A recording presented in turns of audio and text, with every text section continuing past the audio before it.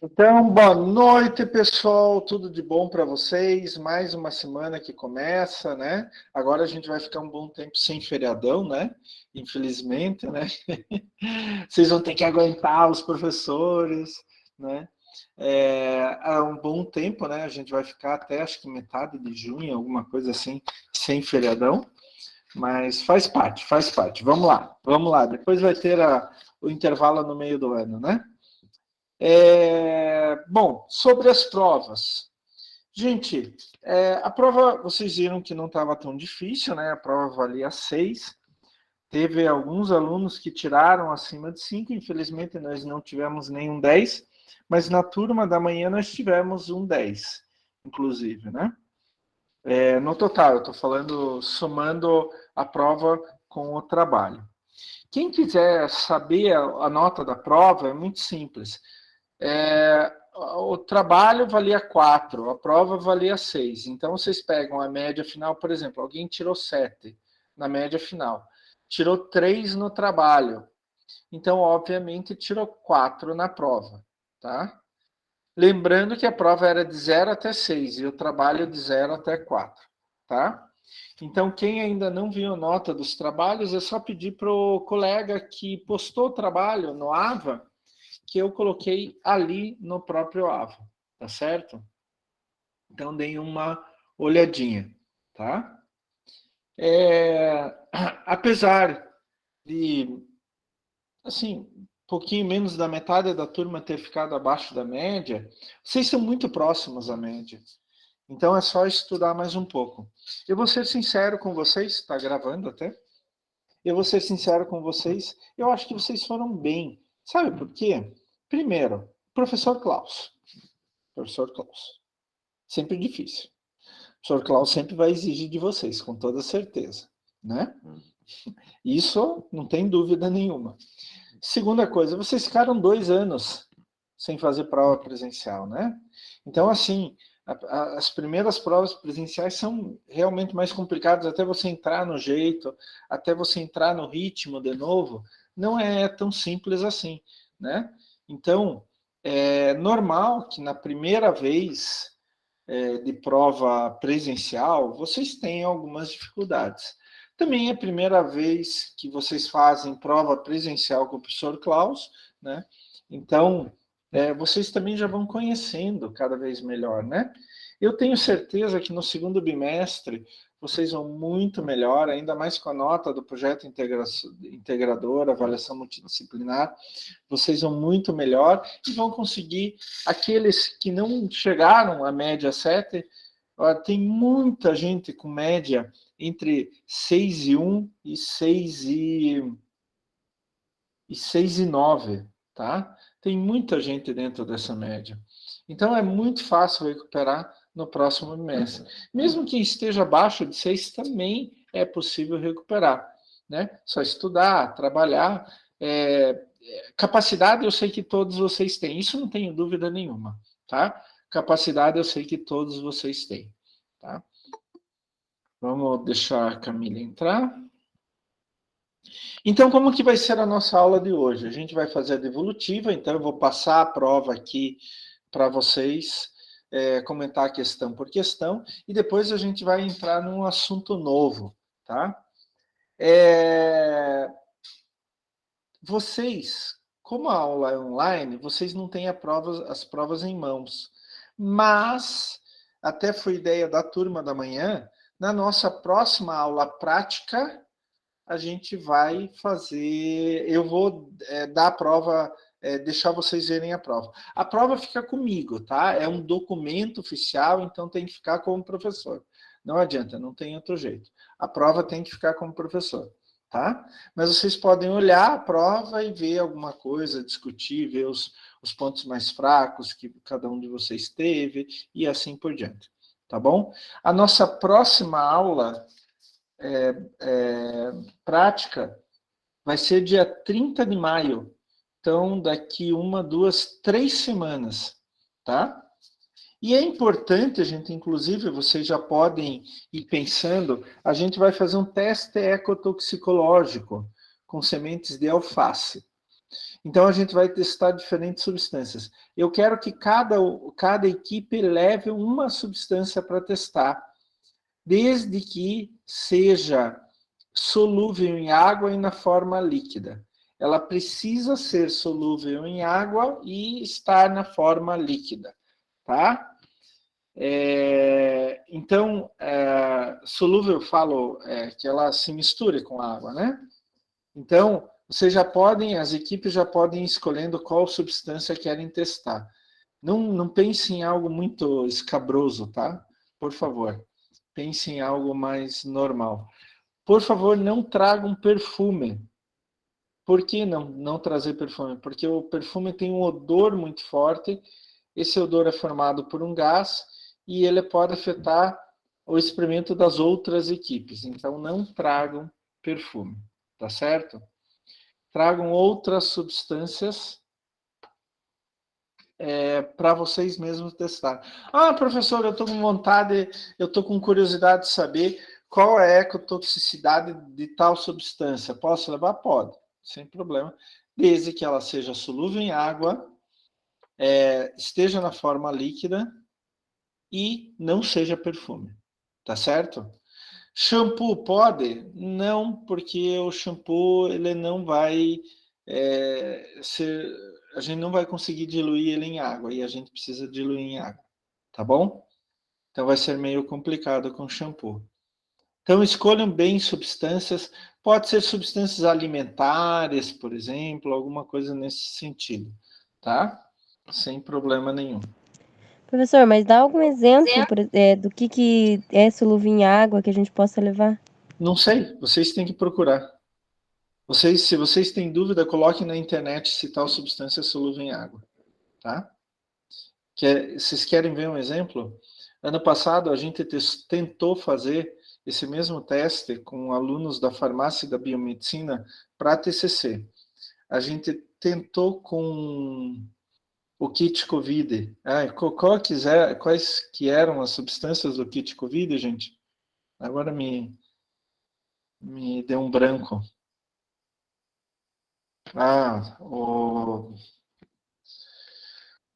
Gente, quais que é kit COVID? Deixa eu colocar aqui.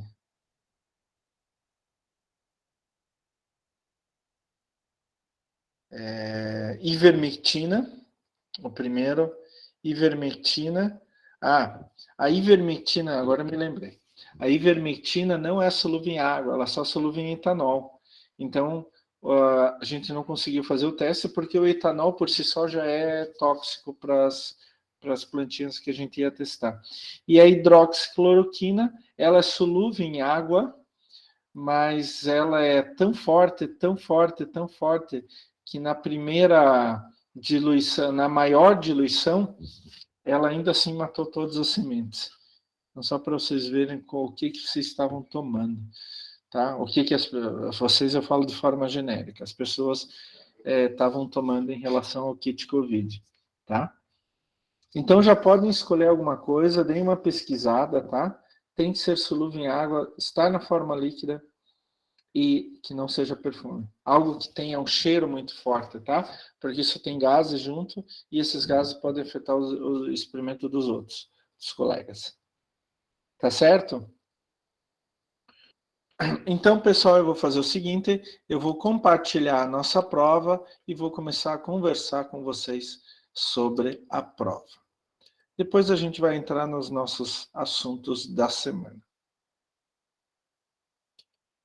Eu acho que vocês já estão vendo a prova. Alguém pode abrir o microfone e me dizer se está vendo a prova?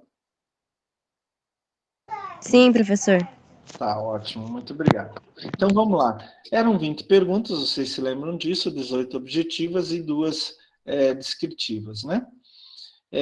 Cada questão, inclusive as descritivas, valiam 0,3 vezes 20 questões, deu 6 pontos. As objetivas só tinham uma resposta, as descritivas podia ser resposta parcial. Então vamos lá. Pergunta 1. Podemos definir poluição ambiental como ação falta um O aqui, ou omissão do ser humano que, através da descarga de material e energia, atuando sobre as águas, solo e ar, causa um desequilíbrio nocivo, seja de curto, médio ou longo prazo, sobre o meio ambiente.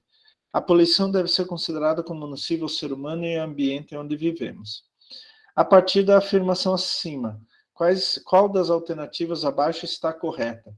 A resposta é a D de dado. Como exemplo de fontes antropogênicas de poluição, temos indústrias e veículos.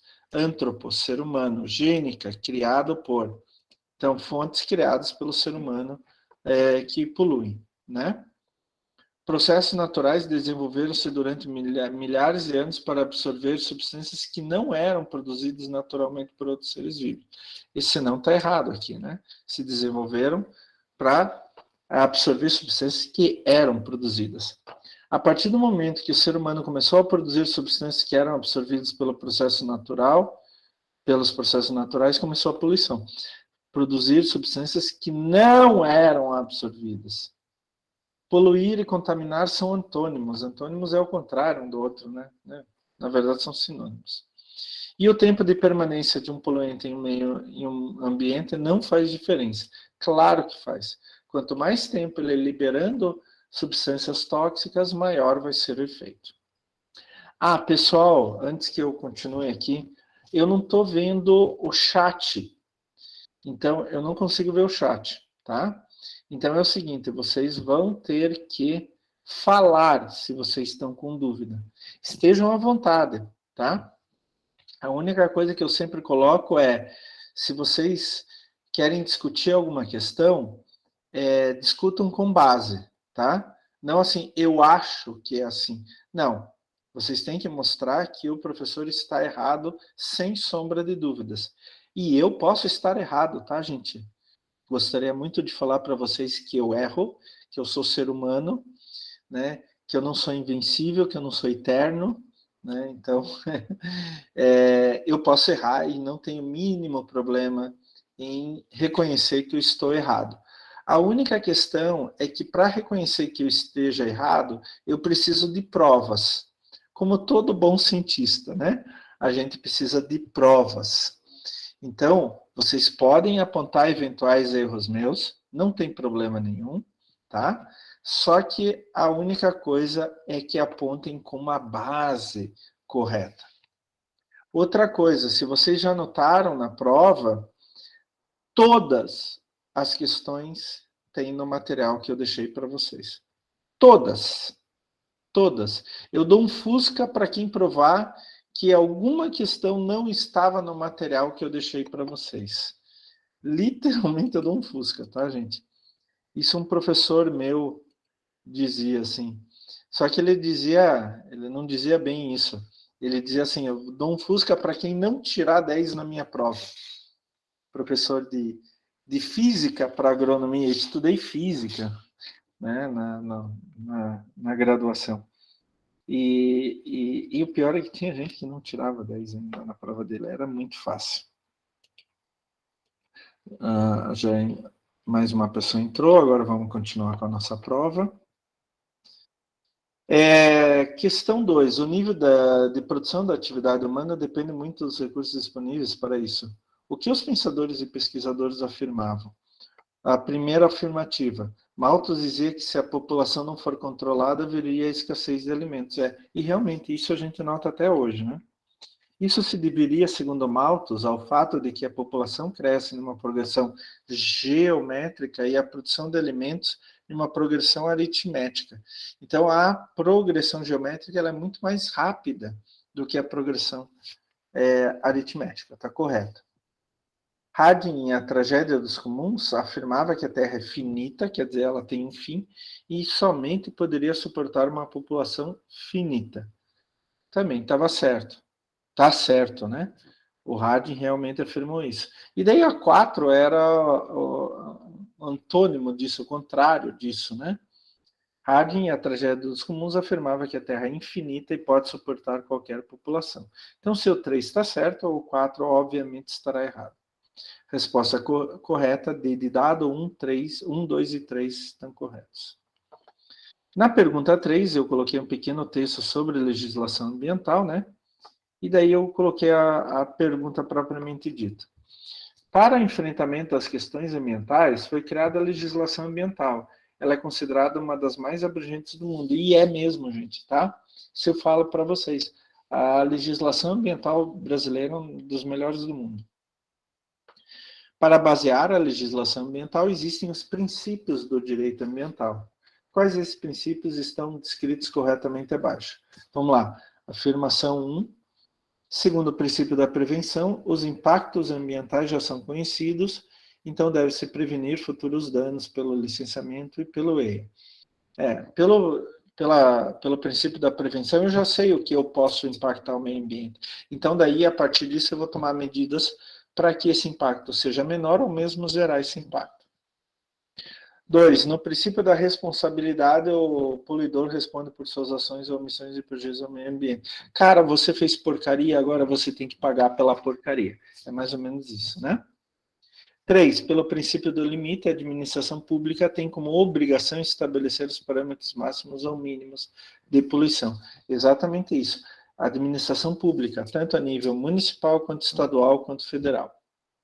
E 4. No princípio do poluidor pagador, quem poluir o meio deve pagar para fazê-lo. Obviamente, se quer poluir, vai ter que pagar para isso. Então, todas as afirmativas estão corretas. Resposta E. A pergunta 4 também é sobre legislação ambiental, que é baseada em 3 abordagens diferentes com diferentes ações sobre os agentes poluidores. Essas abordagens é que definem o funcionamento e todo o escopo da legislação ambiental brasileira. Mas a grande questão, quais são essas abordagens? Daí liga a primeira coluna com a segunda. Então, regulamentação dos locais de produção, por exemplo, a fábrica, regulamentação dos produtos, daí eu até dei na aula como exemplo bem prático para vocês o carro, e regulamentação das condições ambientais.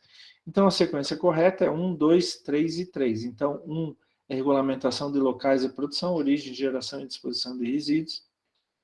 A limite de emissões e uso de materiais perigosos é a regulamentação de produto. Aqui o carro cabe muito bem nisso. E os 2 últimos é mais fácil o controle na origem do que recuperar o meio ambiente, limitando atividades, é a regulamentação das condições ambientais. Daí a pergunta 5 já foi sobre a água, A gente falou que a possível escassez de água é uma das maiores preocupações da atualidade, considerada por alguns especialistas como o desafio maior do novo século. Isso a gente pode sentir bem aqui em Curitiba, Durante esses 2 anos aí que a gente teve muita escassez de água. Até há pouco tempo atrás, o Brasil inteiro ainda estava pagando uma tarifa extra de escassez de água na conta de luz, Mas aí não só o Paraná, mas todo o Brasil, é complicado. E vai ser um grande problema. A grande disputa daqui para diante não vai ser nem por território, por jazidas minerais, vai ser por água, tá? Já tem disputas no Oriente Médio por água que são muito importantes. No entanto, tão importante quanto aumentar a oferta e investir na preservação da qualidade e no reaproveitamento da água que dispomos hoje. A ação humana tem provocado algumas alterações quantitativas e qualitativas da água. Para cada uso de água, necessitamos água com certas características. Bom, então, em relação a esses usos de água, liga a primeira coluna com a segunda. A sequência correta é 3, 1, 2, 3, letra E. Então, sem substâncias tóxicas é irrigação, assim como não pode ter organismos patogênicos. Então, se eu jogar na irrigação substância tóxica e organismo patogênico, eu posso contaminar o próprio alimento que eu vou dispor depois, Entra em contato com a matéria-prima abastecimento industrial, Se lembram? Eu até coloquei aí o exemplo da batata, Quando você colhe a batata, você tem que lavar ela várias vezes, para daí fazer algum produto à base de batata. E geração de energia precisa necessitar de proteção dos equipamentos, Senão a água vai corroendo as turbinas. Pergunta 6. O tratamento de água é muito importante para que a população receba água de boa qualidade, sem poluentes tóxicos ou que provoquem outros tipos de doenças. Então, no tratamento de água, qual é a função do sulfato de alumínio? O sulfato de alumínio, ele tem a função de agregar as partículas sólidas que estão em suspensão na coluna de água. Então, você coloca sulfato de alumínio, na verdade, primeiro ele vai desagregar e depois agregar. Ele faz processo de coagulação e depois floculação. Mas ele é mesmo que faz. Então vai formando flocos, e esses flocos vão ficando cada vez maiores, mais pesados, até que eles caem no fundo da piscina, tá? Onde está sendo feito o tratamento, daí eu posso tirar. Aquilo que está no fundo da piscina a gente chama de lodo, tá? É um tipo de um barro. Toda a matéria orgânica que está em suspensão na água vai caindo, vai caindo, vai caindo. Né? Então, a alternativa correta é C, fazer a retirada de partículas sólidas. Fazer desinfecção é o cloro, prevenir cáries é o flúor, aumentar o pH da água é cal e diminuir o pH da água não existe. A gente não faz isso.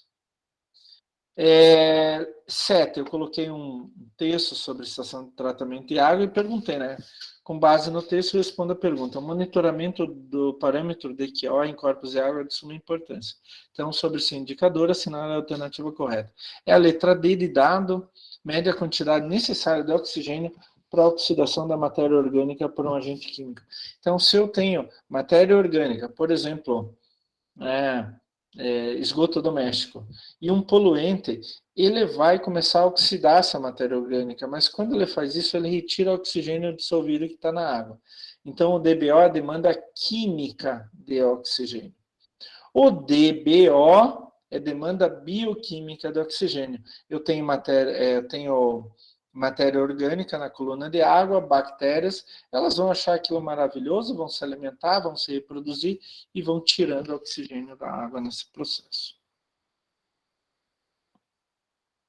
Pergunta 8. Entre os diferentes poluentes que podemos encontrar em corpos de água estão os metais pesados e os agrotóxicos. Em relação a esses dois grupos de poluentes, é correto afirmar. Essa pergunta era dada, né, gente? Como só tem uma alternativa correta, a gente conversou tanto sobre o mercúrio ser usado em garimpos de ouro, né? Ele foi banido durante um bom tempo dos garimpos de ouro, principalmente na automatização dos garimpos. Quando você tem máquinas para fazer o garimpo de ouro, elas não precisam usar mercúrio. Elas usam princípios físicos, peso, né, densidade do material, etc. Então não usa nem o produto químico, inclusive. Agora, voltando aos tempos dos garimpeiros mais artesanais, com a bateia, daí eles usam mercúrio. E a gente quase que tinha se livrado já do mercúrio, mas agora com esses garimpos ilegais que estão proliferando, principalmente na Amazônia, o mercúrio está voltando à tona. Então, é letra C.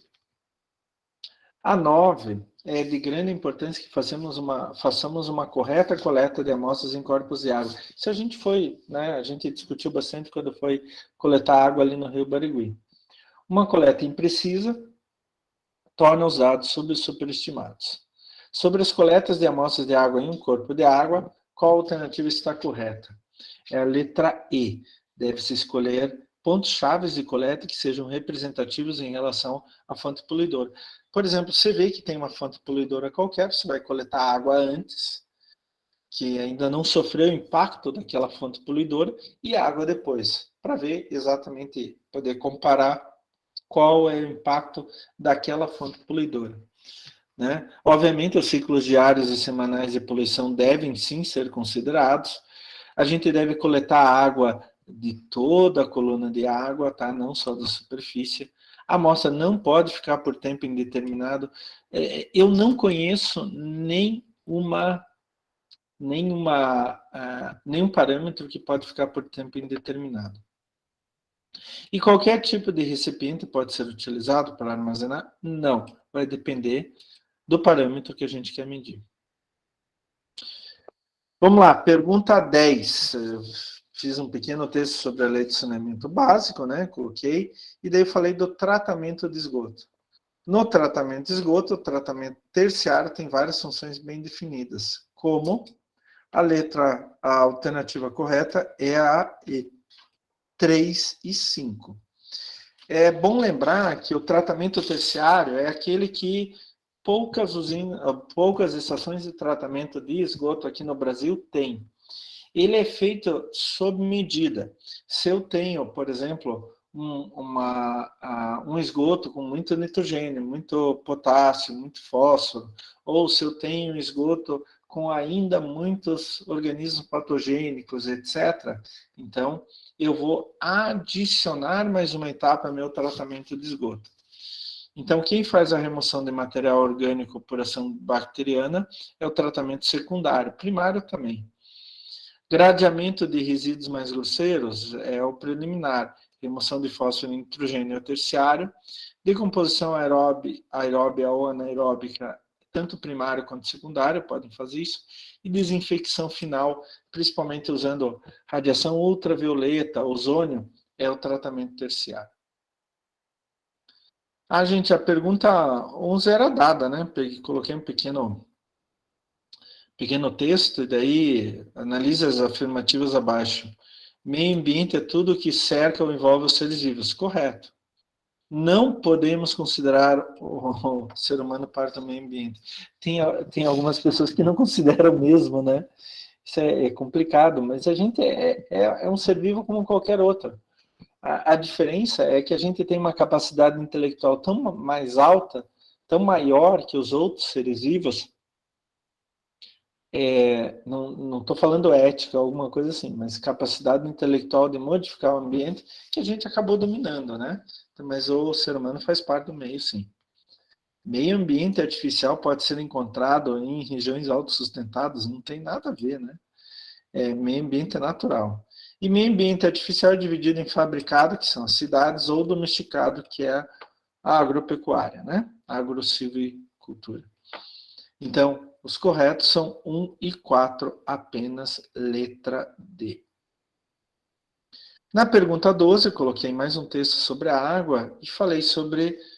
a minha pergunta é sobre a Política Nacional de Recursos Hídricos, perdão. Toda a política nacional, ela tem alguns fundamentos, tá? Eu até estava esses dias em outra instituição dando aula sobre mudanças climáticas, eu estava falando da política nacional de mudanças climáticas que o Brasil tem.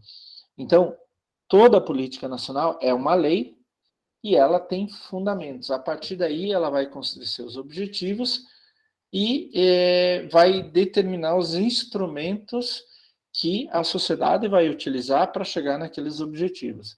Mas os fundamentos é a base, né? É aonde que a lei vai se assentar. Então, o que está correto é a 2 e a 4 apenas. A água é um recurso natural limitado, então ela acaba tendo valor econômico, né? E a gestão de recursos hídricos deve sempre proporcionar o uso múltiplo das águas. Então, se eu puder, um corpo d'água, poder fazer energia elétrica, irrigação, fornecer para o ser humano, para as casas, né? Para lazer, coisa assim, ótimo, maravilhoso, né? A água é um bem de domínio particular, não tem nada a ver, né, gente? É meio estranho, assim. Quanta água você tem? É meio estranho. Em situações de escassez, o uso prioritário é a agricultura. Não, é o ser humano, né? É bem antropocêntrico, e isso é o ser humano no centro das coisas. Então, situação de escassez, fecha a água para a agricultura e manda para o ser humano. E a bacia hidrográfica é uma unidade numérica. Não tem nada a ver, é uma unidade geográfica, né? Numérica não tem nem nexo. Então, a alternativa correta é a A. Afirmativas 2 e 4 estão corretas. Daí eu coloquei uma figura para vocês sobre todo o sistema de água, né? E daí eu perguntei das alternativas qual estava correta. Então é a A. A eficiência do sistema de tratamento de água avaliado mediante comparação dos resultados das análises de amostra de água coletadas nos pontos 1 e no ponto 6. O ponto 1 é o ponto de entrada, né? Então eu peguei do manancial e daí vou começar a bombear para a estação de tratamento de água. E o ponto 6 é o final, né? Vai no reservatório final lá da estação de tratamento de água e daí já vai para as casas, né? Então, depois do ponto 6 não tem tratamento nenhum. Então, é o final. Então, é claro, gente, era só uma questão de pensar, tá? De raciocínio. E eu bato isso com vocês, porque eu fico preocupado assim, com os meus alunos. Eu quero que os meus alunos sejam os melhores profissionais do mundo. E é de verdade isso, gente, de coração. Eu falo assim que eu não puxo mais o saco, eu cheguei numa idade, num ponto da minha carreira, que eu não puxo o saco, sabe? Nunca foi do meu perfil, mas agora é que é muito menos do meu perfil. Eu falo as coisas. E eu realmente quero que os meus alunos sejam, inclusive, muito melhores do que eu, tá? Então, essa questão era uma questão específica de pensar, tá? Se eu tenho o começo, o final, e eu quero saber como avaliar a eficiência do sistema esse daqui do meio, então o que eu faço? Eu meço os parâmetros aqui e meço os parâmetros, eu meço no ponto 1 e meço no ponto 6. Comparo. Então, os parâmetros no ponto 6 vão ter que estar muito melhores que os parâmetros no ponto 1. É óbvio isso, né? Essa é uma questão típica para pensar. Daí, na questão 14, eu coloquei um fluxograma de estação de tratamento de esgoto, né? E perguntei o que tem nessa estação, né? Ela possui tratamento primário? Olha aqui, ó, decantador primário. Ela possui tratamento secundário? Olha aqui, ó, decantador secundário. Possui somente tratamento terciário? Não tem tratamento terciário. Então, aqui o primário, depois o secundário, cadê o terciário? Tá já no Rio, né? Não tem. Possui tratamento primário? Olha aqui, ó. Opa. Possui somente tratamento primário? Não, ele tem secundário também. Possui tratamento preliminar? Olha aqui, ó, grade desarenador. É o tratamento preliminar. E possui tratamento terciário? Não, cadê o tratamento terciário? Então, a resposta correta é a 1, a 2 e a 5, somente. Gente, o tratamento secundário de esgoto tem várias funções bem definidas, né? Quais afirmativas? Daí eu coloquei 4 afirmativas e perguntei quais estão corretas. Então, a resposta correta é a alternativa A, estando corretas as afirmativas 1, remoção de material orgânico por ação bacteriana, e como que ele vai fazer isso? Por decomposição aeróbia ou anaeróbica, aeróbia ou anaeróbica na matéria orgânica, tá? Gradeamento, quem faz é tratamento preliminar, e formação do lodo primário é o tratamento primário, tá? Questão 16, eu já falei sobre a qualidade do ar, né? Então, a poluição do ar é um problema recorrente nas grandes cidades mundiais, inclusive no Brasil, né? E daí eu perguntei, a partir dos questionamentos acima, qual alternativa está correta? E é a C, né? Teve gente que ficou ou na D ou na E, né? Então, mas na verdade é a C, tá? Camada da atmosfera, onde se encontram os poluentes e onde há maior dano à saúde do ser humano é a troposfera. Já na pergunta 17, a gente fala um pouco sobre a poluição do ar e efeito no ser humano, né? Eu perguntei, a poluição do ar causa danos à saúde do ser humano? Como seria isto? Na verdade, todas as alternativas estão corretas, então o que vocês deveriam marcar é a E. Todas as alternativas acima estão corretas. Doença aguda ou morte, encurtamento da vida ou dano ao crescimento, alterações de funções fisiológicas, irritação sensorial, desconforto, odor, prejuízo da visibilidade. Pergunta 18, eu peguei um exemplo da própria aula, uma foto da própria aula, né, de danos causados pela poluição. Esses danos são causados principalmente por abrasão, deposição, remoção, deposição e remoção, vírgula, ataques químicos direto e indireto e corrosão eletroquímica.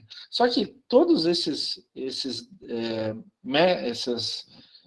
ações aí, abrasão, etc., só ocorrem se tiver algumas condições atmosféricas ideais, né?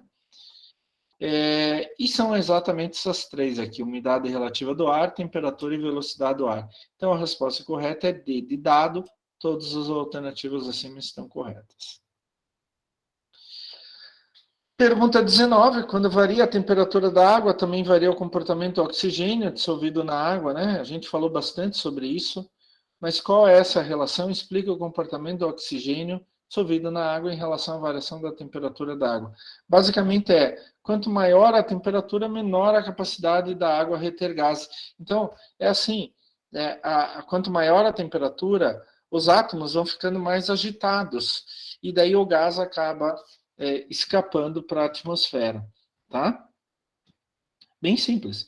Até eu dei 15 linhas para vocês fazerem a questão, e eu até comentei com vocês, olha, em 2 linhas dá para resolver. Na verdade, dá para resolver em 1 linha só, tá? Precisava escrever desse jeito? Não, pessoal. Precisava escrever de um jeito que o professor Klaus entendesse. E acreditem, o professor Klaus tem uma maravilhosa força de vontade, amor, carinho por vocês, né? Então o professor Klaus faz de tudo para entender. Então, se você deu a entender que é mais ou menos essa resposta, ótimo, ganhou, ou pelo menos parcial. E, finalmente, a pergunta 20.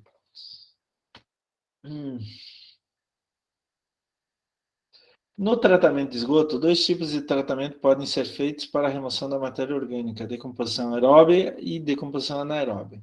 Qual a diferença entre essas duas? E até pedi para colocar as reações e tal, mas eu considerei um monte de coisa diferente. Então, decomposição aeróbia, os micro-organismos utilizam oxigênio, então resulta água, dióxido de carbono e novas células. A decomposição anaeróbia não utiliza oxigênio. O principal é que sai metano, tá? Sai aqui, ó, metano. Resulta em metano. Também resulta em outras coisas, mas o principal aqui é metano.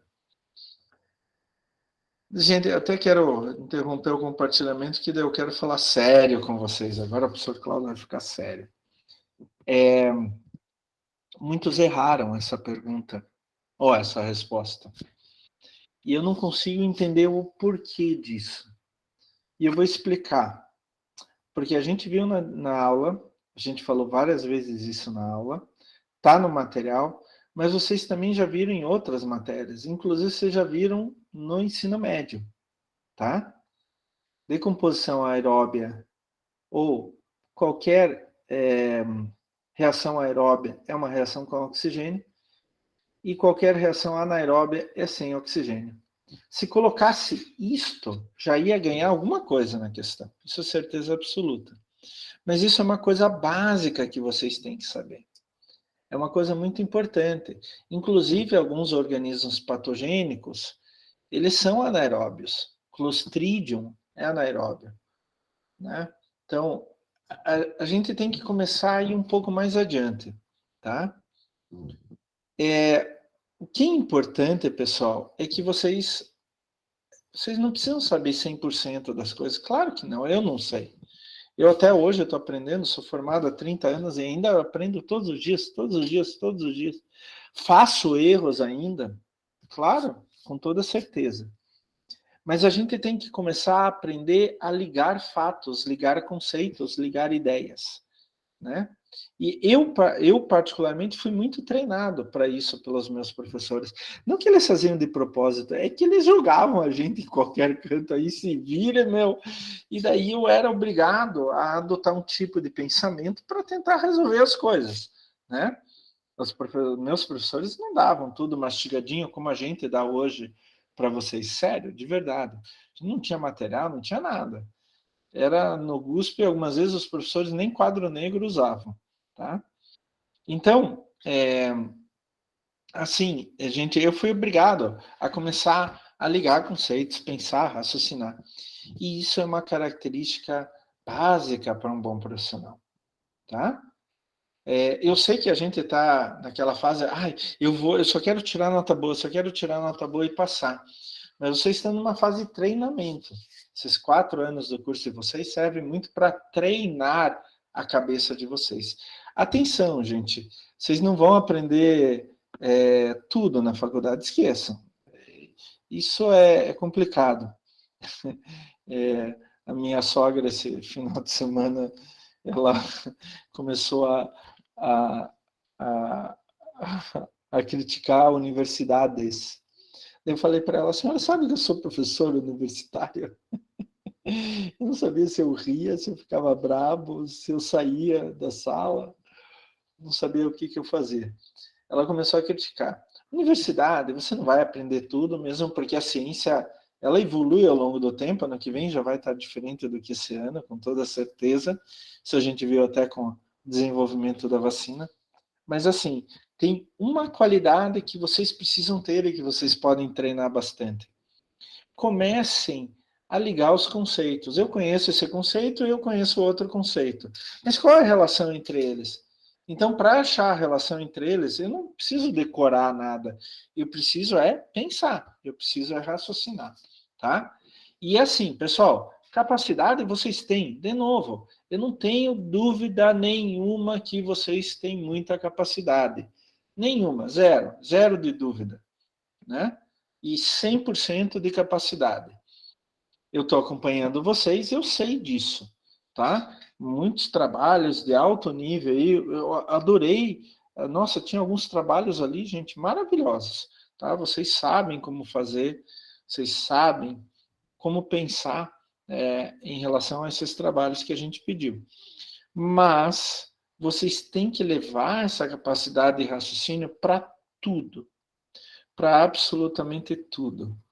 Eu vou dar alguns exemplos bem drásticos, assim, bem idiotas, bem. Já vou avisando, é exemplo idiota, tá? Até quando eu vou cortar grama na minha casa, eu penso assim: será que eu vou cortar mais alto ou mais baixo a grama? Né? Opa, tá mais frio, então eu vou cortar um pouquinho mais alto, porque se eu cortar muito baixo, vai dar um dano fisiológico. E o frio pode afetar, por exemplo, uma geada.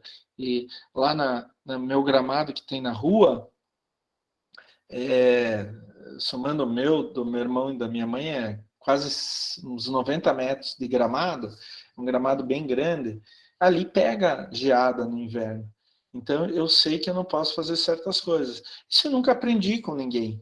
Eu simplesmente liguei uma ideia com a outra. Não, meu pai não me ensinou isso. Ele me ensinou a ligar a máquina de cortar grama, ele me ensinou a afiar a faca da máquina de cortar grama, e seja o que Deus quiser, problema é meu. Então, desde os 7 anos de idade, eu corto grama. Mas ao longo do tempo eu comecei a desenvolver meu próprio método. Em qual momento que eu corto grama? O que eu deixo a grama cortada ou varro a grama cortada? É importante tirar mato ou não? Por que eu vou tirar mato? Ah, não, deixa, é mais fácil, assim. Mas tem uma razão o porquê de fazer aquilo. Então, eu estou dando um exemplo bem idiota, assim, só para vocês verem que a gente não utiliza isso só na profissão, a gente utiliza no dia a dia. Essas coisas, esse tipo de pensamento, a gente utiliza no dia a dia. Então, assim, saber os conceitos, vocês sabem, mas vocês têm que começar a ligar um com o outro, tá? Então, decomposição aeróbia é com oxigênio e decomposição anaeróbia é sem oxigênio, tá? Tomem cuidado com isso. Isso é uma coisa básica da microbiologia e o biomédico tem que saber isso, tá? Então, tentem começar a aplicar isso que eu acabei de falar para vocês. Ligar pensamentos, ligar ideias. Algumas vezes eu rio de mim mesmo, porque eu vou assistir uma palestra lá sobre física quântica. Daí eu começo a pensar, como que eu posso aplicar isso em relação ao meio ambiente? Como que eu posso? Então eu conheço o meio ambiente. Estou vendo lá sobre física quântica. Não é aquelas física quântica dos coaches aí da vida. É física quântica de Max Planck, por exemplo, né? De Albert Einstein, né? Eu estou vendo lá, eu estou exagerando, tá, gente? Mas eu estou vendo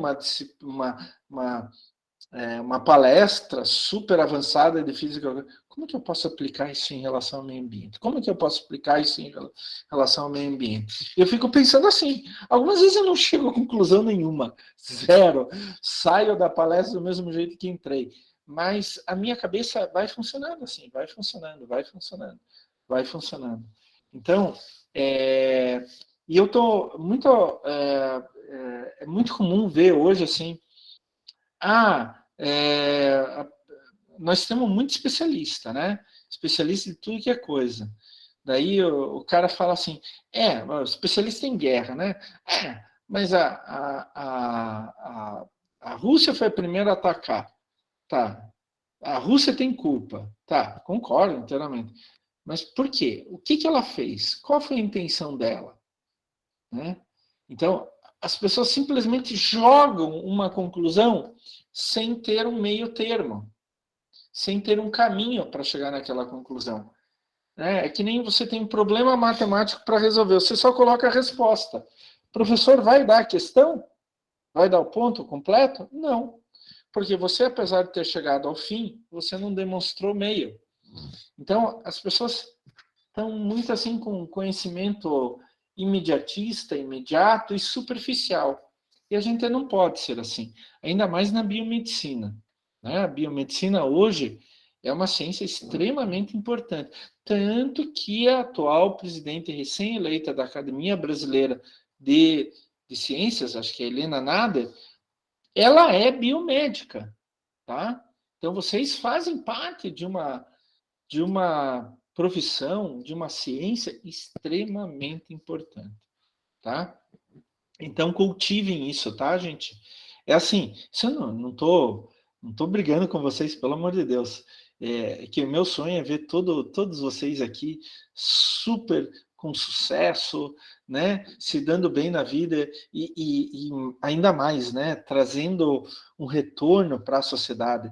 A nossa sociedade brasileira é tão sofrida, tão sofrida, tão sofrida, que a gente precisa de pessoas capazes, né? Que tenham conhecimentos técnicos científicos, que tenham empatia, né?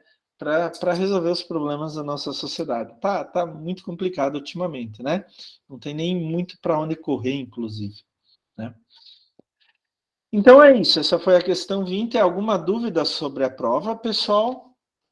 Algum problema? Algum questionamento? Vocês estão vivos ainda? Hum? Hum?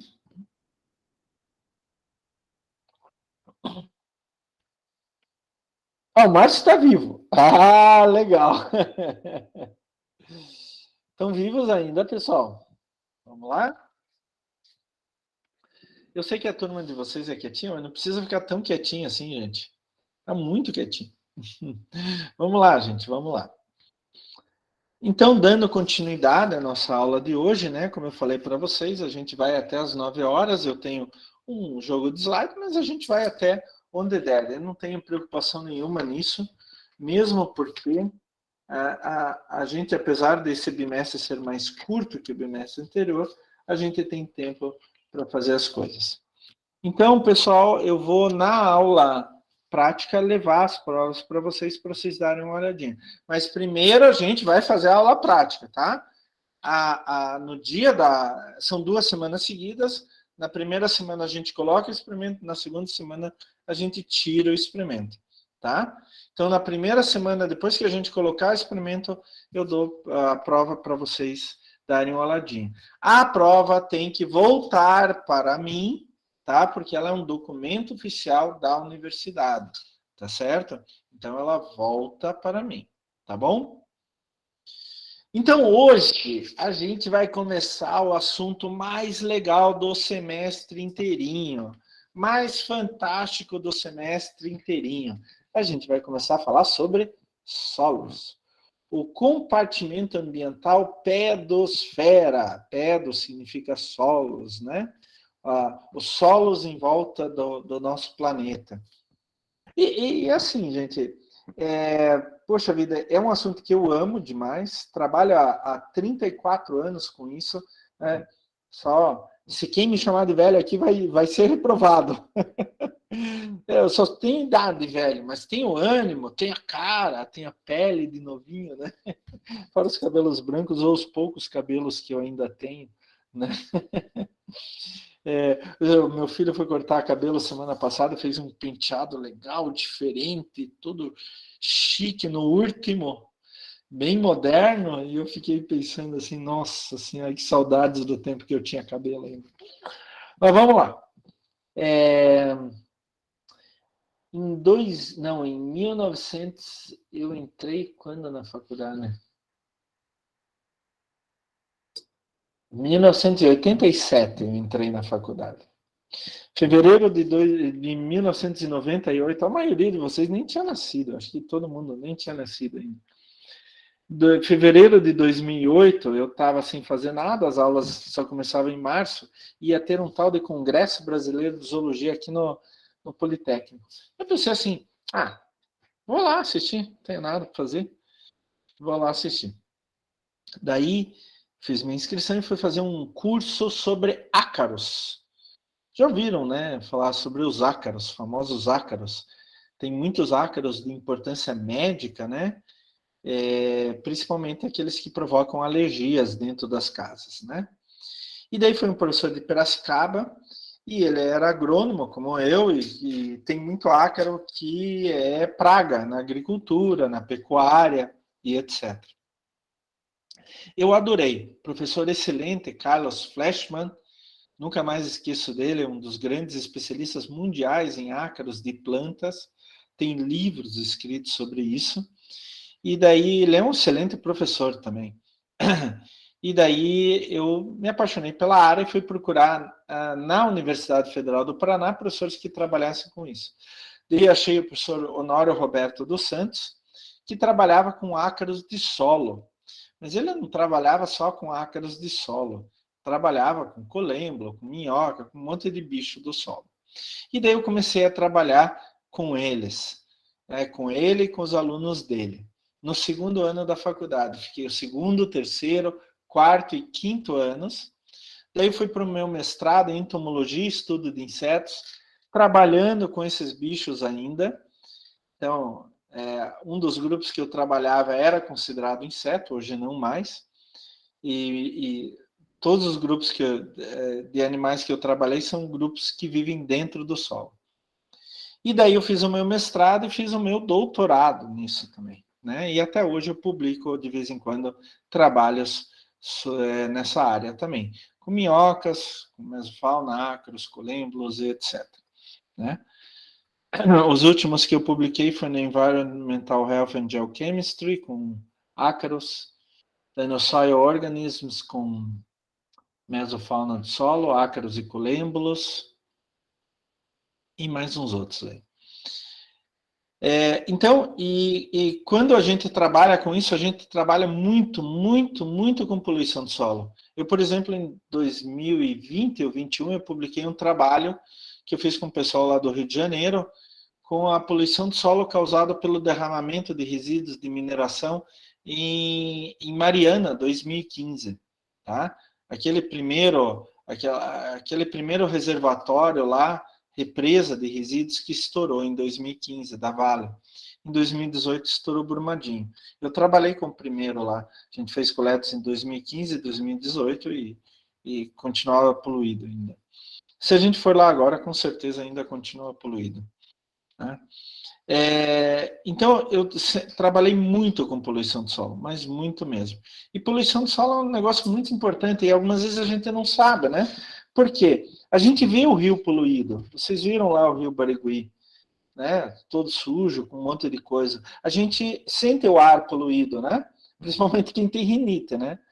Esses dias eu estava com um início de rinite, eu não sei porquê, mas daí já passou. A gente sente, mas normalmente a gente não vê o solo poluído. Isso é um problema. Aqui no Brasil, a gente, com certeza absoluta, tem mais de 10 mil pontos de solo poluído. É muito raro eu conseguir ver assim de cima, por cima, ver que o solo está poluído. Mesmo para um especialista que nem eu. Não é simples assim. A gente tem que ir lá e fazer análise. Já água e ar é mais fácil. Tem algumas características que levam você a concluir isso, né? Mas solo é muito complicado. E assim, as pessoas não dão muita atenção para o solo, né? Mas vocês já pensaram que é a partir do solo que vem tudo? Da onde que vem os vegetais que a gente come? Do solo. Né? A carne que a gente come não vem do solo, professor, vem da vaca, vem do carneiro, vem do porco. Mas eles comem o quê? Produtos que vêm do solo. Milho, soja e etc. Né? A ração é feita em grande parte com produtos que vêm da agricultura. Então, e tem muitos outros produtos, né? Você vê, o álcool que a gente coloca nos carros, vem do solo também. Vem do solo. Então, eu inclusive já coletei animais do solo em plantações de cana-de-açúcar lá em Alagoas, por exemplo, que uma vez fui para lá. Então, assim, pessoal, o solo é básico para tudo. O solo é extremamente básico. Eu sempre brinco que, por exemplo, o engenheiro civil acha que o solo só serve para manter o prédio em pé, né? E algumas vezes até nisso eles erram, né? O engenheiro florestal, onde eu fiz o meu doutorado, acho que o solo só serve para manter a árvore em pé. Depois vai lá e corta a árvore para fazer madeira, papel e alguma coisa nesse sentido. Mas o solo é extremamente importante. Vocês pisam nele todos os dias, o tempo todo, né? Mas vocês sabem o que está acontecendo embaixo? Vocês sabem como aquilo está afetando a própria saúde de vocês? Então é algo que a gente tem que estudar. Só para vocês terem ideia. Olimpíadas de 2012 em Londres. Eles construíram um estádio olímpico belíssimo e uma vila olímpica, né, com várias arenas diferentes. Isso tudo foi construído na antiga região industrial de Londres. Essa região estava com o solo totalmente contaminado, mas muito contaminado. Não era pouco contaminado, era muito contaminado. O que eles tiveram que fazer? Não dava para construir uma vila olímpica ali. Primeiro não ia crescer nenhuma planta, depois ia colocar todo mundo em risco, né? Então eles tiveram que tirar o solo dali, passar por uma fábrica de descontaminação e voltar o solo para o mesmo lugar. Daí só depois que eles começaram a construir a Vila Olímpica da Olimpíada de Londres em 2012, tá?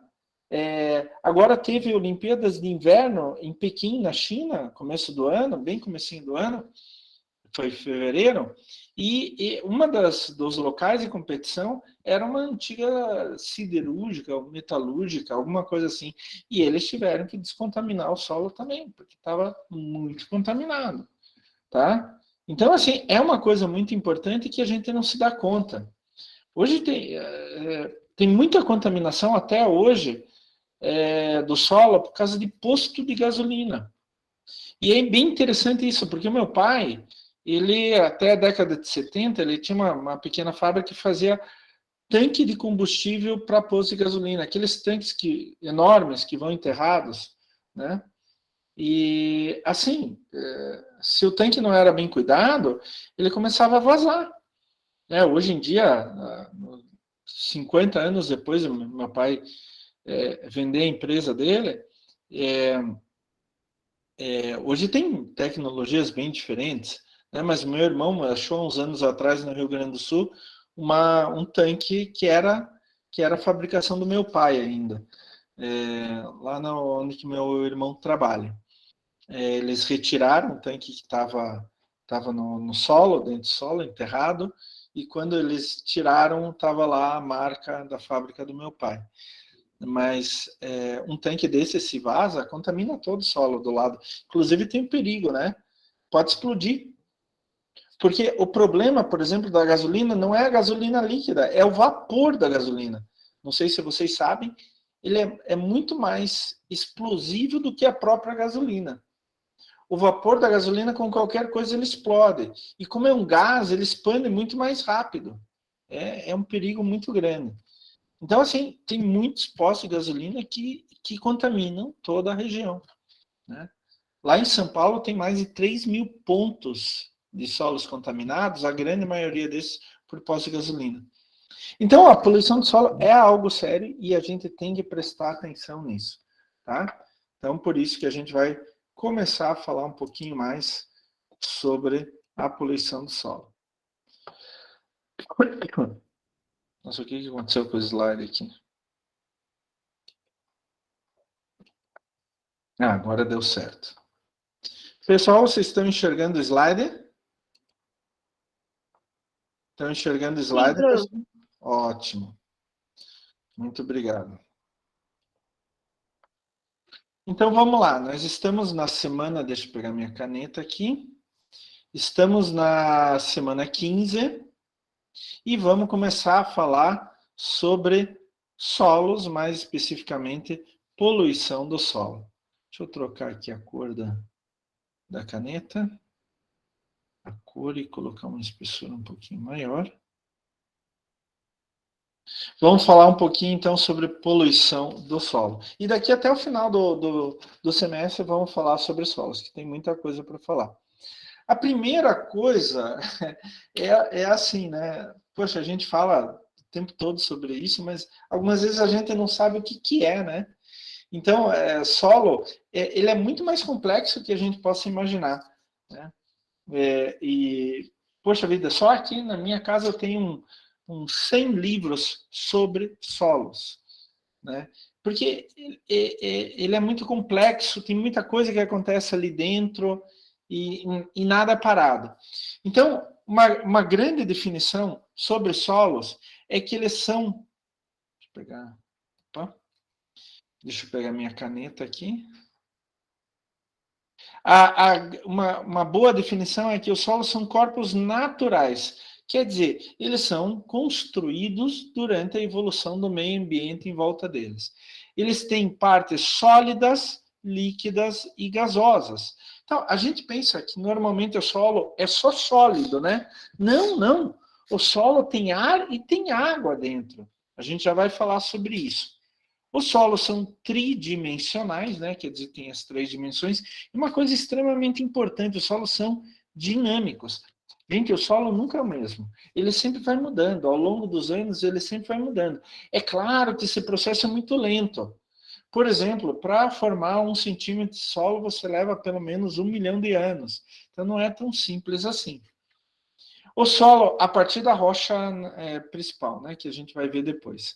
Os solos são formados por materiais minerais e orgânicos, e os solos ocupam a maior parte da superfície terrestre, tá? Das dimensões continentais. Quase tudo é solo. Só para vocês terem ideia, quando vocês vão para a praia lá, que tá aquele calorzão lá, vocês vão para a praia, colocam a espreguiçadeira e ficam deitados debaixo do sol, vocês estão em cima de um tipo de solo. Um solo extremamente arenoso, mas é um solo. Então, areia de praia é um tipo de solo, tá? E eles contêm matéria viva. Todos os solos, a não ser que ele tenha sido esterilizado de propósito, todos os solos naturais contêm matéria viva. Até deserto. Até deserto. Gente, os desertos, por incrível que pareça, têm muita vida dentro do solo, mas muita vida. E se você pega um solo, por exemplo, aqui da Mata Atlântica, ou pega um solo ali da Amazônia, é muito mais. É muito mais. Uma amiga minha lá no INPE, Instituto Nacional de Pesquisa da Amazônia, em Manaus, ela pegava assim numa amostra de solo de no máximo 10 centímetros de diâmetro e 5 centímetros de profundidade, ela pegava mais de 100 espécies diferentes só de artrópodos, entre aracnídeos e insetos. 100 espécies diferentes, tá? Só para vocês terem ideia, eu já achei espécie nova de minhoca aqui em casa, na minha casa, tá? Então, é uma diversidade gigantesca. Eu falo para vocês que tem mais diversidade da superfície para baixo do solo do que da superfície para cima do solo, tá? Mais biodiversidade para baixo do solo do que acima do solo, né? Com algumas exceções, por exemplo, os insetos. A diversidade deles no solo é enorme, mas acima do solo é maior ainda, tá? Só para vocês terem ideia, só de besouros existem mais de 300 mil espécies descritas hoje, já conhecidas, tá? E eu tive alguns professores que eram especialistas em besouros o tempo todo descrevendo nova espécie. E os solos podem ser vegetados. Pode ter vegetação em cima deles, sem problema nenhum. Agora prestem atenção, pessoal, prestem atenção, porque é uma coisa assim que talvez a maioria de vocês nunca pensou, né? Nunca teve acesso a essa informação. Então vamos lá. Eu falei para vocês que o solo é formado por uma parte sólida, uma parte líquida e uma parte gasosa. Agora a gente vai chamar essas partes de fases. Fase sólida, fase gasosa, e fase líquida. Isso daqui é um exemplo de um solo médio, tá? É mais ou menos assim. Isso pode variar muito de solo para solo, tá? Mas normalmente a fase sólida ela ocupa em torno de 50% do solo. Desses 50%, 45% é mineral e 5% é matéria orgânica. 5%. E os outros 50% são ocupados pela fase gasosa e pela fase líquida. Mas pensem o seguinte: todo solo tem buraquinhos. Por quê? Essas partículas da fase sólida, tanto minerais quanto matéria orgânica, elas não ficam muito juntas. Vai depender da partícula. Se for maior, ela fica mais separada. E se for menor, ela fica um pouco mais juntinha. Mas todas têm uma característica: formam espaços dentro do solo. Pequenos espaços. Esses espaços são chamados poros. Podem ser os macroporos, os espaços grandes, ou os microporos, os espaços muito pequenos. Isso vai depender daí de qual partícula predomina no solo, tá? Mas todo solo tem espaços. E é por isso que quando começa a chover, a água entra pelo solo. Por quê? A água está entrando nesses espaços. E funciona mais ou menos o seguinte. Vamos fazer de conta que faz uma semana que não chove. Está calor, calor, calor. O solo tem água.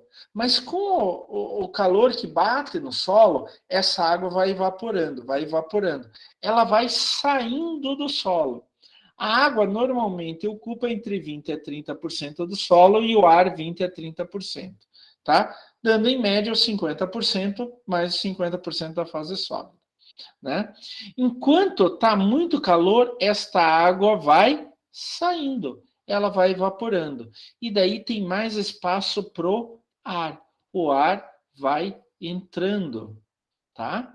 Então a água vai evaporando, saindo do solo, e o ar vai entrando, vai ocupando. Tá? Daí acontece aquele calorzão daquela chuvona, o que acontece? Chuva, chuva, chuva, água, água, água, a água vai entrando pelos poros. E daí, quando ela entra pelos poros, ela expulsa o ar. Então, quando entra a água, né, quando essa água entra, ela vai expulsando o ar, tá? Até, se chover bastante, ocupar todos os poros do solo, todos os espaços do solo, tá? Quando ocupou todos os espaços e continua chovendo, a água não tem mais para onde entrar. Daí o que acontece? Ela vai acumulando na superfície. Como que se chama isso? Inundação, tá? Então, quando a água vai indo para o rio sobe, ele vai para as margens. Se o solo das margens estiver ainda com espaços vazios, essa água entra nesse solo e esse solo vai, então, se encher de água. A partir do momento que as margens, o solo das margens, ainda também está cheio de água, a água não tem mais para onde ir. Não escoa para o rio, ela não penetra no solo, ela vai enchendo, tá? Então a água não tem mais para onde ir, ela fica acumulada na superfície. E isso ocorre o tempo todo, tá? Inclusive, algumas vezes, eu não sei se vocês já viram, quando dá muita chuva, e principalmente verãozão, dá muita chuva, de repente a chuva acaba e vocês começam a ver minhocas pela calçada. Daí vem aquele solzão e bate e mata a minhoca, resseca a minhoca. Não sei se vocês já viram isso, mas assim, é muito comum, né? Eu vejo isso desde pequenininho. E o que aconteceu? A minhoca respira oxigênio do ar, não da água. Então, quando a água entra por causa da chuva, a minhoca tem que sair dali, porque ela não consegue respirar. A minhoca respira pela pele, tá? Assim como sapos, rãs, etc. Respira pela pele. Então, o que acontece? A minhoca precisa sair dali, ela vai para a superfície. Daí, volta e meia, tem calçada por perto, ela está lá na calçada, se debatendo, procurando uma maneira de sair dali e voltar para o solo, né? Se ela não encontra, o sol vai bater e vai ressecar a minhoca, vai matar a minhoca, tá? Então, esse é um fenômeno que acontece o tempo todo, o tempo todo, o tempo todo, o tempo todo, o tempo todo. Se a gente compacta o solo, a gente diminui esses espaços, tá? Daí vai ter pouco ar e pouca água. Já tem pouco espaço. Esse espaço está sendo disputado assim pelo ar e pela água, né? Se chove muito, qualquer chuvinha já ocupou todos os espaços, já começou a dar inundação. Se a gente não compacta o solo, compactar é pisar, pisar, pisar, pisar, né? Se a gente não compacta o solo, ele tem mais espaços. O que acontece? Ele aguenta uma chuva maior até começar a inundação, tá? Então, o certo qual que é? É não compactar solo, é deixar solo vegetado, porque daí as raízes vão aumentando esses poros, e daí vai entrando mais água, e daí ele aguenta chuvas cada vez maiores, tá? Esse é o correto. Alguma pergunta até o momento, pessoal? Dúvidas?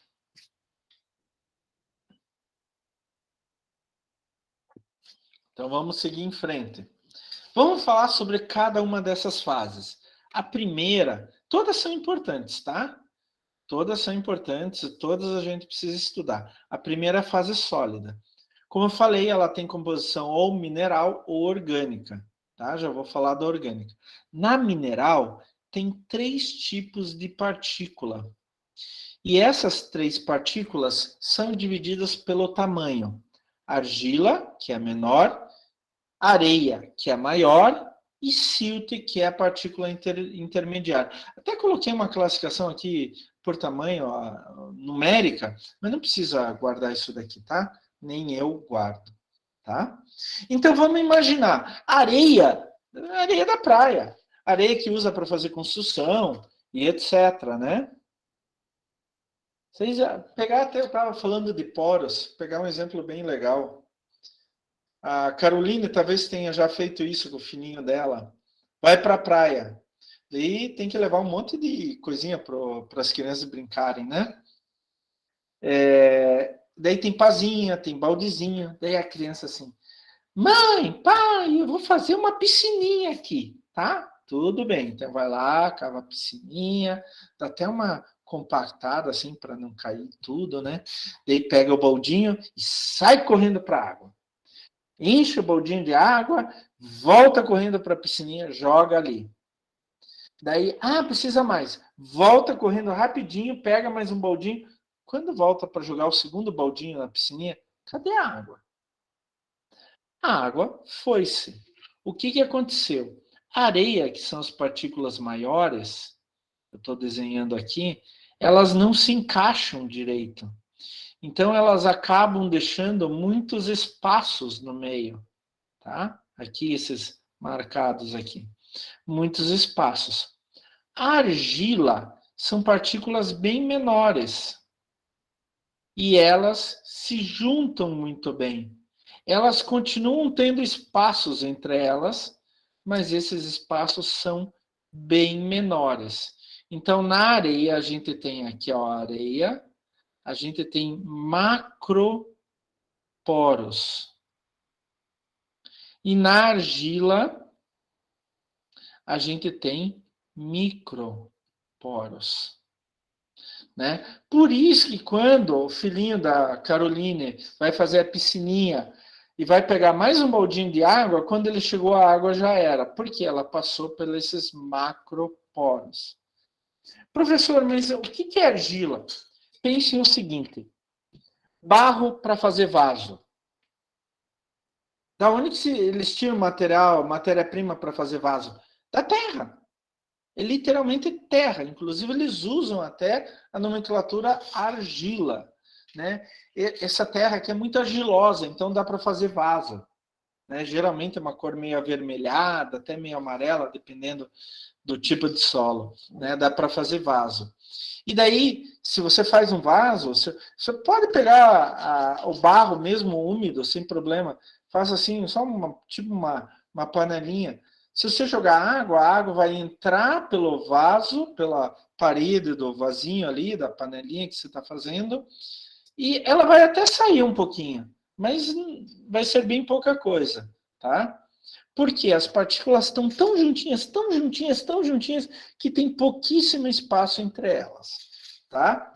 Por isso que a gente pode fazer vaso de barro, né? Quando a gente queima, a gente seca, daí a gente faz as partículas ficarem mais perto ainda uma da outra, tá? Agora, dá para fazer de areia? Não, não dá para fazer de areia. Porque a areia tem macroporos, são partículas maiores, elas são totalmente irregulares, daí elas não conseguem ficar juntinhas. Sempre sobra buraco no meio. E silt é o meio termo dos dois, tá? É só por causa do tamanho, só isso. Agora, tem uma coisa muito, muito, muito interessante que a gente precisa saber. Todas essas partículas aqui têm cargas na sua superfície. São cargas positivas e cargas negativas, principalmente cargas negativas, mas elas têm os dois tipos de carga, né? E se vocês lembrarem lá do colégio, cargas opostas se atraem. Se lembram disso? Cargas opostas se atraem. Então, se eu tenho algum íon com uma carga oposta, o que vai acontecer? Ele vai atrair. Por exemplo, o cálcio mais 2. Tem duas cargas positivas. O cálcio estava andando por aí, né? De repente, opa! Que partícula bonita, me atraiu, né? Agora eu vou ficar para sempre com essa partícula de argila ou de areia, tá? Porque ele tem cargas positivas e vai se encontrar com as cargas negativas. Essa ligação a gente chama de pH dependente, porque se o pH desce, dependente. Se o pH desce muito, abaixo de 7, ele quebra essa ligação, tá? Então, o que acontece? Ele vai juntando, vai juntando, vai juntando. A areia também tem, mas só que ela tem menos cargas do que a argila. Então, a argila tem mais cargas e a areia tem menos cargas. E silt é intermediária, tá? Silt é o que menos tem dos três tipos de partícula em relação ao total. O que acontece? Como a argila é muito pequenininha, ela se junta mais, em um mesmo volume, eu consigo colocar muito mais partículas de argila do que partículas de areia. E como essa argila tem muitas cargas, no final da história, o mesmo volume de argila e o mesmo volume de areia vai ter mais cargas na argila, tá? E essas cargas têm capacidade de reter nutrientes, olha aqui, ó, por exemplo, o cálcio, o potássio e assim por diante. Metais pesados, o alumínio não é bem um metal pesado, mas é na linha. Compostos orgânicos, que são polares, e até a água. Vocês sabiam que a água não é só apolar? A água tem algumas cargas na sua superfície. Então, essas partículas, principalmente a argila, mas a areia também, mas principalmente a argila, elas podem até reter água. Então, eu tenho uma partícula de argila aqui, olha, está fazendo um desenho, daí fica uma camada fina de água aqui na superfície presa, fora a água que fica entre as partículas, tá? Lembrem-se disso, que a gente vai falar mais sobre isso adiante nas próximas aulas. Bom, o solo, na sua fase sólida, também tem matéria orgânica, né? Pense o seguinte, né? Uma planta morre, ela vai começar a ser decomposta, por uma série grande de organismos, tanto da fauna quanto micro-organismos, e aquelas moléculas grandes de lignina, celulose, hemicelulose, vão ficando cada vez menores, cada vez menores, cada vez menores, até liberar tudo que está na molécula, liberar como íon. Por exemplo, sai nitrogênio, sai carbono, sai fósforo, sai potássio, sai boro, e vai saindo, e vai saindo, e vai saindo. Esses nutrientes ficam na solução do solo, daí a raiz tira, continua o ciclo, continua o ciclo. Tá? Então, essa matéria orgânica é formada por tecidos parcialmente decompostos e o chamado humus. Esse parcialmente decomposto é bem legal. Eu queria propor um negócio para vocês agora. Vão numa hora dessas, numa área de mata, e vejam o chão. Vocês vão ver que tem folhas inteiras, né? As nervuras das folhas e tal. Mas se vocês tirarem essa primeira camadinha e ver mais embaixo, vocês vão ver que tem folha já meio comida. E de repente vocês vão ver folhas que só tem a nervura, não tem nada aqui no meio da folha, tudo já foi comido. E de repente vocês vão ver pedacinhos bem pequenos, e de repente vocês vão ver uma coisa só. Isto daqui é o processo de decomposição, principalmente por alguns animais, bactérias e fungos. Algumas algas e protozoários também fazem isso. E aqui no final eu tenho chamado humus. Tá? O humus, o que é? É um tipo de não é solo, tá? Mas é um material que você não consegue mais distinguir qual a origem dele. Então, eu tenho, assim, aqui em casa, na minha vermicompostagem, eu tenho caixas onde eu crio minhocas e vou jogando todo o lixo orgânico ali. Então, por exemplo, na cozinha, de preparar, sai folha de alface, sai casca de ovo, sai resto disso, resto daquilo. Eu jogo tudo na minha composteira. As minhocas, junto com as bactérias, os fungos, vão comendo aquilo, vão decompondo aquilo. E no final eu tenho um material que eu não sei, se eu der para vocês, vocês não vão ser capazes de dizer, veio de tal e de tal e de tal e de tal coisa. Não, porque aquilo foi decomposto e virou um material só. Quem gosta de jardinagem, essas coisas, tem as suas violetas em casa e tal, já deve ter ido na floricultura e comprado composto ou humus, um nome ou outro, né? Ele é rico em nutrientes, tá? Por quê? São os nutrientes que estavam nesse material vegetal ou animal que deu origem ao humus, tá? É interessante que a matéria orgânica, ela também tem cargas na sua superfície, assim como argila, silt e areia. Então, como ela tem cargas na sua superfície, ela também vai atrair e reter água, íons como nutrientes, metais pesados e outros compostos orgânicos e inorgânicos que tenham carga, tá? E quem faz isso, então, são bactérias, fungos e animais do solo. Daí vem a fase líquida, né? Eu já mostrei para vocês que é aquela água que fica nos espaços que se formam dentro do solo. Em um solo arenoso tem espaços bem maiores, tanto que a água passa direto. Lembrem-se do exemplo da praia. E no solo argiloso, que as partículas são bem pequenas, ficam juntinhas, que tem menos espaço, mas ainda entra água e ar. Então, a fase líquida nada mais é do que um reservatório de água do solo, né? Então, ali que fica a água que vai vai para as plantas. Então, quando você molha as tuas plantas no jardim, vai lá com mangueira, gente, não adianta nada molhar as folhas. Tem que molhar a base, aonde que a planta sai do solo. Molha ali em volta. Se é uma árvore, veja onde que está a copa da árvore, né? A partir do tronco, a copa vai uns 2 metros para cada lado, então molha tudo isso. E assim por diante. Tá? E dentro dessa água tem uma série de nutrientes que estão dissolvidos. Daí a planta, quando puxar a água pelas raízes, vai puxar esses nutrientes junto. É claro que essa fase líquida é importantíssima para plantas e organismos.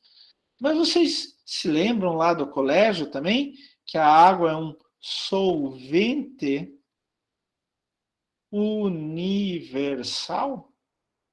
Pois é. A água é base para um monte de reações químicas dentro do solo. Se não tem água, essas reações não conseguem se formar. E daí eu posso perder muitos nutrientes. Eu também tenho a fase gasosa, né? Eu até deixei por último a fase gasosa, né? Porque a fase sólida sempre está ali, a fase líquida é a água que entra, e o que sobrar é a fase gasosa. E ela é muito parecida com a própria atmosfera onde a gente vive. Por isso a gente chama a atmosfera do solo. Ela tem CO2, N2, tem óxidos de nitrogênio e assim por diante. Só que como tem uma série de organismos, raízes e animais e micro-organismos aeróbios que vivem dentro do solo, ela acaba tendo mais CO2 do que o ar que a gente respira. Então, a fase gasosa é determinada pela porosidade e pelo conteúdo de água. Normalmente, em um solo, a gente divide o solo em 2 partes. A primeira zona não saturada e a segunda, de baixo, é a zona saturada. Vocês se lembram que eu falei que entre as partículas do solo, mesmo que seja entre partículas de argila, mas principalmente entre partículas de areia, tem espaços no solo? Olha aqui, ó, espaços dentro do solo. Esses espaços podem ser preenchidos com água ou preenchidos com ar. Na zona não saturada, a gente tem espaços com água e com ar. Na zona saturada, está tudo ocupado por água, tá? E é principalmente quando a gente constrói aqueles poços que tem aquela roda com a corda e com o balde, né? Dos nossos avós e bisavós lá do interiorzão, né? Da onde que eles tiram água? Eles tiram da zona saturada. Então, eles fazem um poço, né? Aqui em cima, nossa, meu desenho é muito legal, né? Aqui em cima tem a corda com o balde, né? Aqui tá vazio, né? Porque foi cavado, né? E daí a água vem daqui para cá. Vem daqui para cá. Eu coloco o balde e tiro a água. Por quê? Aqui não tem ar. Só tem ou partícula, que eu tirei todas, ou água.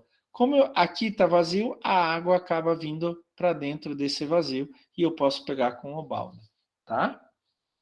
Então, assim, quanto maior a porosidade do solo, mais ar e água podem entrar, tá?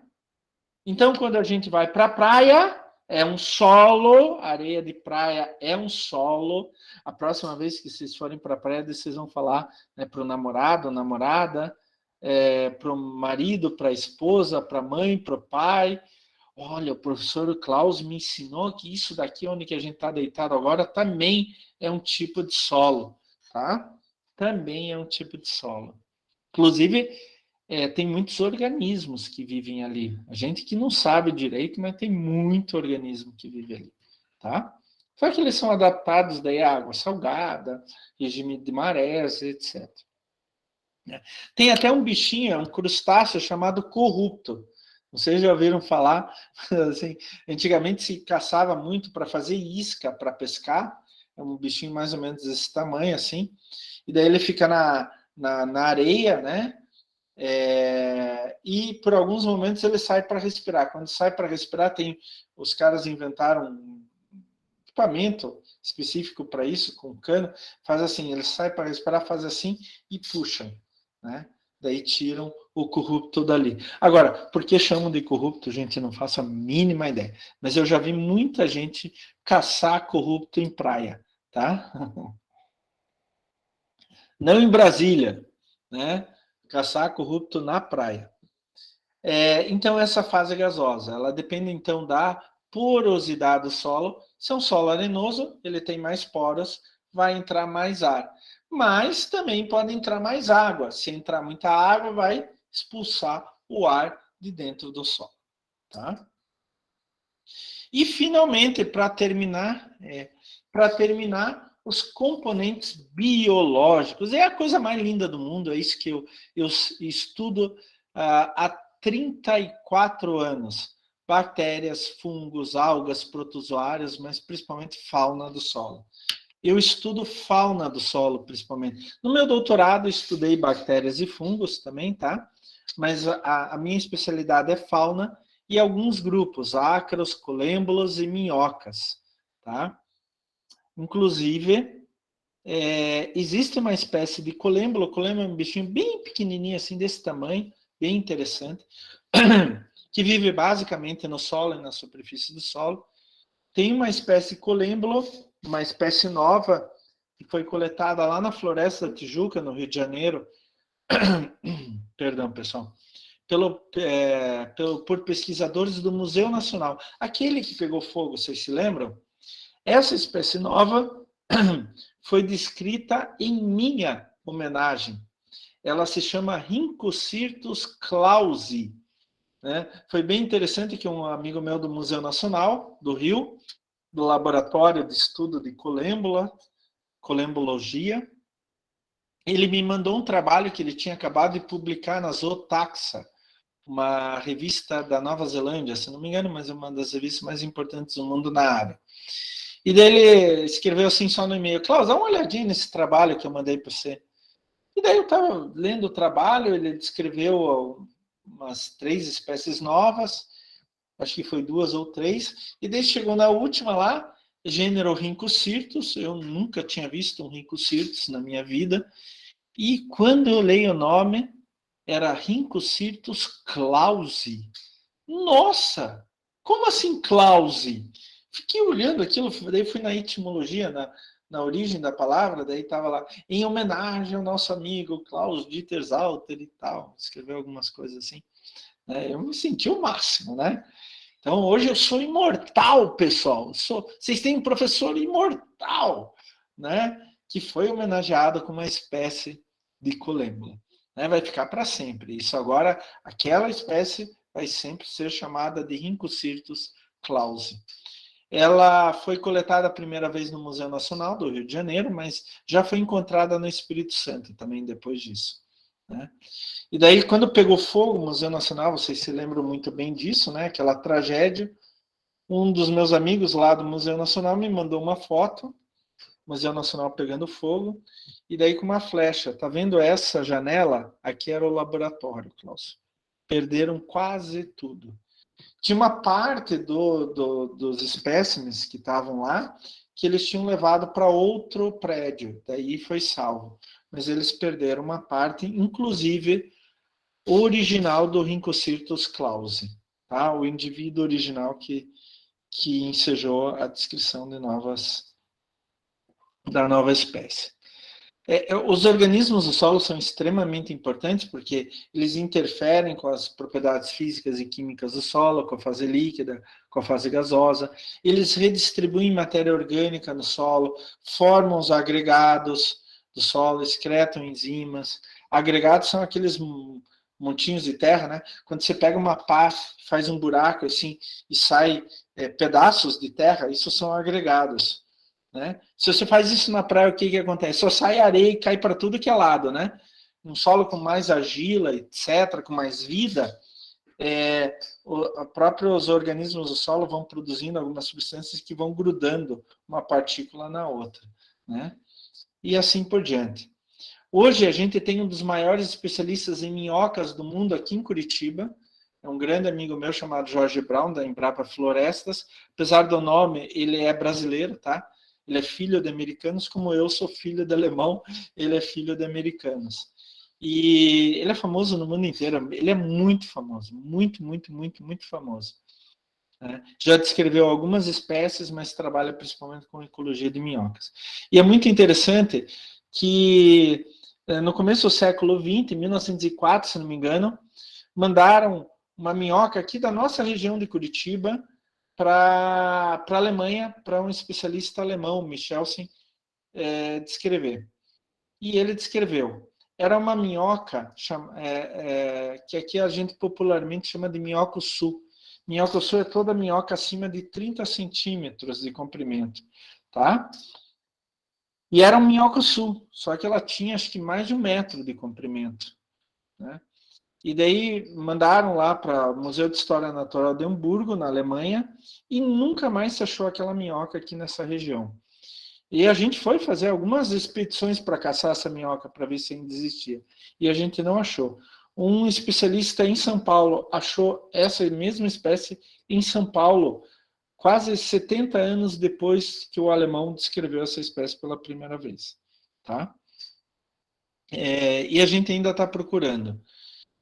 A maior minhoca do mundo é uma minhoca brasileira. Teve uma minhoca que foi coletada no Brasil, também foi mandada para a Alemanha, para um museu na Alemanha. Ela tem 2,5 metros de comprimento, tá? 2,5 metros. E interessante que a minhoca ela pode ser esticada. Então, essa minhoca de 2,5 metros, ela estica até 4 metros de comprimento e ela é grossa que nem um dedão. Não é muito grossa. Então, é difícil confundir com cobra. Por quê? A minhoca não tem boca. Só para vocês saberem, a minhoca é um tubo dentro de outro tubo. É basicamente isso. Tem um monte de órgãos e tal, mas ela é basicamente um tubo dentro de outro tubo. É como se fosse uma caneta. Então eu tenho um tubo externo e um tubo interno. Daí ela tem uma abertura no começo, na parte anterior, que é chamada prostoma, e no final, que é o ânus. Né? Então, o que que faz? A minhoca vai comendo material orgânico, o solo, vai entrando. O intestino é tudo isso, tá? O intestino é tudo isso daqui.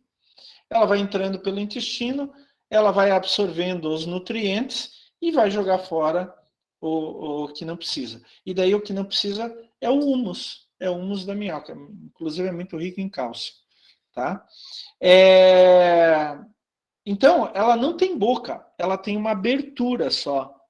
É só uma abertura. Como ela tem no final uma abertura que é o ânus. É bem interessante que tem gente que tem medo de minhoca. Vocês não precisam ter medo, tá? A minhoca não morde. Não tem nenhuma minhoca venenosa no mundo, tá? Tem minhocas estranhas. Eu já vi minhoca quadrada, por exemplo. Um amigo meu, Samuel James, que coleta minhoca no mundo inteiro, ele encontrou nas Filipinas uma minhoca azul com bolinha amarela. Tem minhoca fosforescente? Tem. É sério, eu não estou brincando, gente. Tem uma minhoca mais linda do que a outra. Tem minhoca, já falei da minhoca quadrada, tem minhoca verde. Tem de tudo que é jeito minhoca, tá? Mas não existe minhoca venenosa. Não existe minhoca com dente. Não existe nada disso, tá? Vocês podem encostar, não vai fazer nada. Existe uma espécie de minhoca que aqui no Brasil é muito comum, a Mintas havaianos. Antigamente era Feretima havaianos, mudou de nome para Mintas havaianos, que é aquela minhoca chamada minhoca louca. Ela sai do solo e fica pulando, que nem uma louca. Por isso, no dia a dia, o pessoal, uma minhoca louca lá. Né? Tira, dá uma pasada, a minhoca sai pulando. É uma a Mintas havaianas. Ela não é daqui, ela é da Ásia, não é nem do Havaí, ela é das Filipinas, na verdade, né? Mas é muito comum aqui. As minhocas nativas aqui estão desaparecendo. Hoje em dia a gente tem predominância de minhocas exóticas aqui no Brasil, e é muito comum isso, tem vários trabalhos publicados, tem até livro. Tem até minhoca peregrina, é muito comum uma minhoca aqui no sul do Brasil, que ela veio das Guianas, mas ela não veio pela ação do ser humano, ela veio sozinha. Durante milhares de anos, cada geração foi avançando um pouquinho mais até chegar aqui no sul do Brasil, a Pontiscolex coretrurus. Né? E é interessante como que a gente sabe qual é a parte da frente e qual a parte de trás de uma minhoca. Perto da parte anterior, parte da frente, tem alguns anéis, vocês sabem que a minhoca é anelada, né?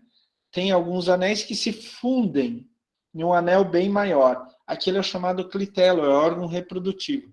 As minhocas, elas são hermafroditas. Então, elas se juntam em posições inversas e trocam material genético. E as duas vão botar ovos, tá? As duas vão botar ovinhos. E esse ovinho sai pelo clitelo. Sai por esse anel maior, tá dentro, e ele vai saindo assim, e daí a minhoca expulsa. É interessante que os minhocos sus, as minhocas bem grandes, algumas vezes tem mais de uma minhoca dentro do ovinho. Eu já vi com 3 minhocas dentro do ovinho. Tá? Os componentes biológicos do solo são extremamente importantes. Extremamente importantes. Se você tira os animais de cima do solo, né, os grandes animais, a paisagem vai mudar. Se você tira a vegetação, a paisagem muda. Mas deixa os animais e deixa a vegetação e esteriliza o solo, aquilo vira um deserto. Todo o resto vai desaparecer. Toda a base vem do solo. E todo solo precisa ter vida. Todo solo precisa ter vida, tá? Sem vida, o solo não se desenvolve. Pessoal, alguma pergunta até o momento? Eu fico animado, né? Vocês notam, né? Eu adoro falar sobre solos. É muito legal. Alguma dúvida? Alguma dúvida? Algum questionamento? Nenhum questionamento? Ótimo, espero que vocês tenham aprendido bem, então, que é um tema maravilhoso e a gente vai falar nas próximas aulas também. Não se esqueçam que daqui 3 semanas a gente vai fazer nossa aula de laboratório, vai ser dia 30 de maio, e vocês já podem ir selecionando uma substância para testar. Vocês vão precisar mais ou menos uns 100 ml da substância, não precisa muito, tá? Gente, próxima aula, no mesmo bate-horário, no mesmo bate-canal, com o mesmo Batman professor. Né? Eu vou dar aula com uma máscara do Batman aqui daqui a pouco. Né? Até semana que vem, gente. Uma excelente semana para vocês. Tudo de bom. Tchau, tchau. Tchau, tchau, gente. Tudo de bom para vocês. Tchau.